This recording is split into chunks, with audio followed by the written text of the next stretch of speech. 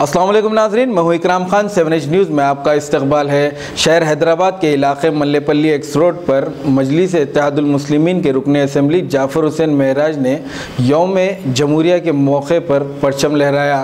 पेश है इस मामले पर हमारे नुमाइंदे ज़ियाउद्दीन की ये रिपोर्ट।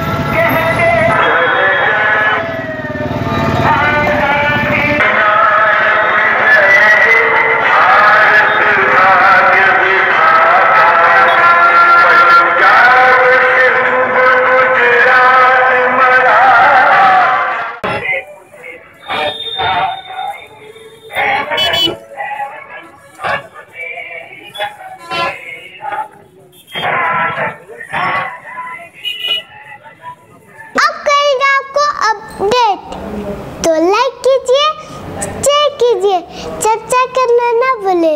7H न्यूज़ आपकी आवाज़।